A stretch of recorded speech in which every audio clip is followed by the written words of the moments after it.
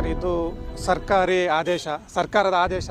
ಈ ದೇಶದ ಕಾನೂನು ನಾವು ತಲೆಬಾಗಲೇಬೇಕು. ಇದು ಒಂದು ರಾಜಕಾಲ ಬಂದಿರೋದ್ರಿಂದ ಅದನ್ನು ತೆರವುಗೊಳಿಸಬೇಕು ಅಂತ ಒಂದು ನೋಟಿಸ್ ಬಂದಿತ್ತು. ಸರ್ಕಾರದ ಆದೇಶಕ್ಕೆ ನಾವು ಯಾರು ಉಲ್ಲಂಘನೆ ಮಾಡಂಗಿಲ್ಲ, ಯಾರು ನಾವು ವಿರೋಧವಾಗಿ ನಿಲ್ಲಂಗಿಲ್ಲ, ಕಾನೂನಿಗೂ ವಿರೋಧ ಮಾಡಂಗಿಲ್ಲ.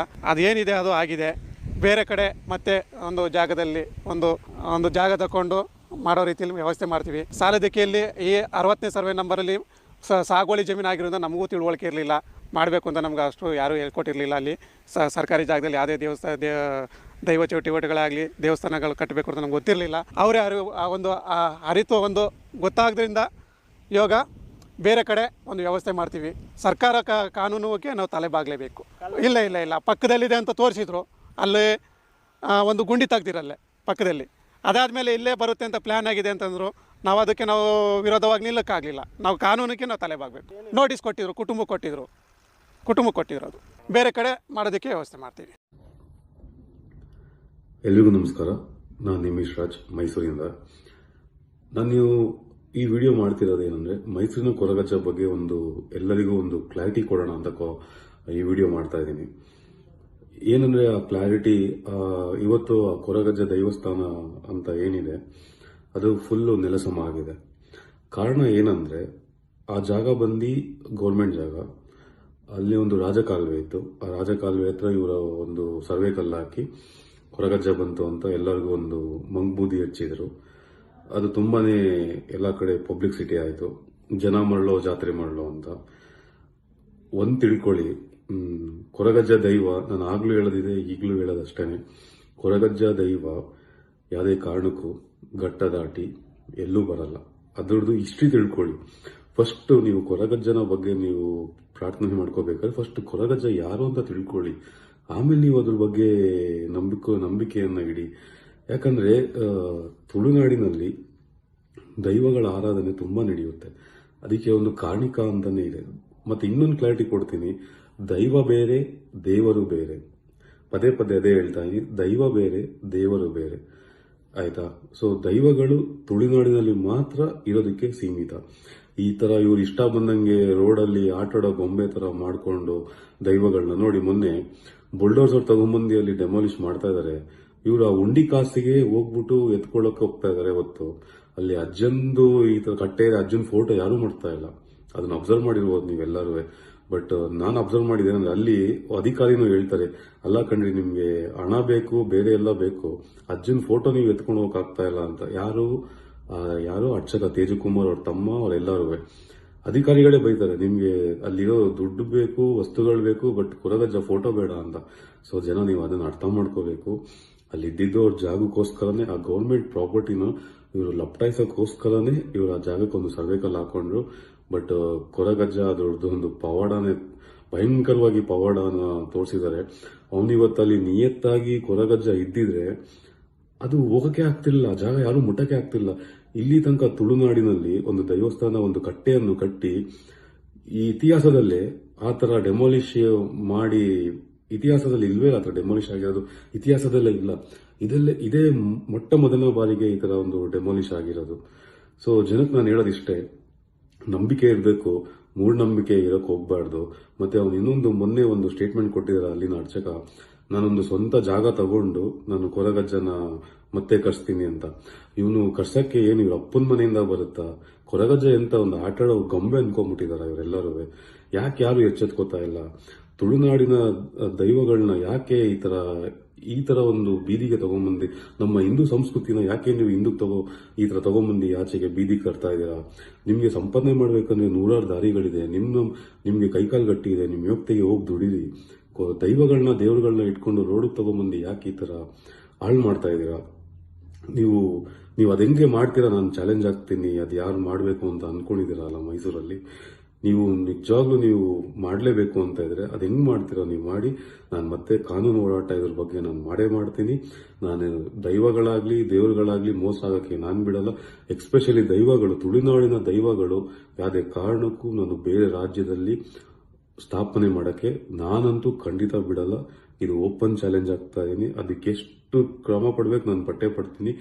ಅದನ್ನು ತುಳುನಾಡಿನಲ್ಲೂ ಅಷ್ಟೇ, ಯಾರು ಆ ಥರ ಸಹಿಸಲ್ಲ. ನೀವು ಆ ಥರ ಮೋಸ ಮಾಡ್ತಾ ಇರೋದಕ್ಕೆ ಜನಕ್ಕೆ ದಯವಿಟ್ಟು ಮೋಸ ಮಾಡೋದು ನಿಲ್ಲಿಸಿ. ಜನಗಳು ಎಚ್ಚೆತ್ಕೋಬೇಕು, ಇದರಿಂದ ನಂಬಿಕೆ ಇರಬೇಕು. ಅದೇ ನಾನು ಪದೇ ಪದೇ ಅದೇ ಹೇಳ್ತಾ ಇದೀನಿ, ಮೂಢನಂಬಿಕೆಗೆ ನೀವು ಯಾರು ಮೊರೆ ಹೋಗ್ಬೇಡಿ.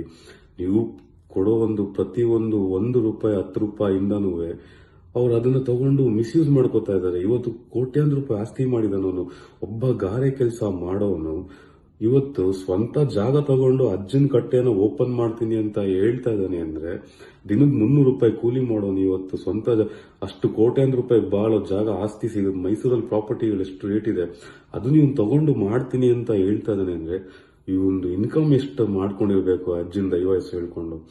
ಇವ್ರು ಆ ಶಾಪಕ್ಕೆ ಮೊರೆ ಹೋಗಿರೋದು, ಇದು ರಾಜಕಾಲುವೆ ಅನ್ನೋದು ಬರೀ ಒಂದು ನೆಪ ಮಾತ್ರ ಅಷ್ಟೇ. ಅಜ್ಜನ ಶಾಪ, ಅಜ್ಜನ ಪವಾಡ ಅಲ್ಲಿ ಅಜ್ಜ ಸಾಬೀತುಪಡಿಸಿದ್ದಾರೆ.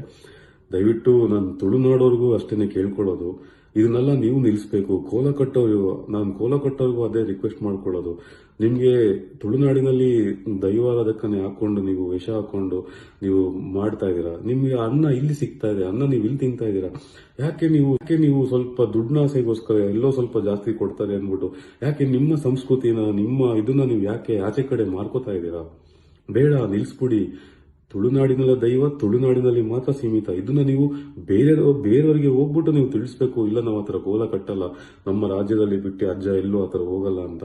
ಬಟ್ ನೀವೇ ಆ ಕಡೆ ಹೋದಾಗ ಜನ ಏನ್ ತಿಳ್ಕೊತಾರೆ ಹೇಳಿ? ಅವರೇ ಬರ್ತಾ ಇದಾರೆ, ನೀವು ಯಾರು ಕೇಳಕ್ಕೆ ಅಂತ.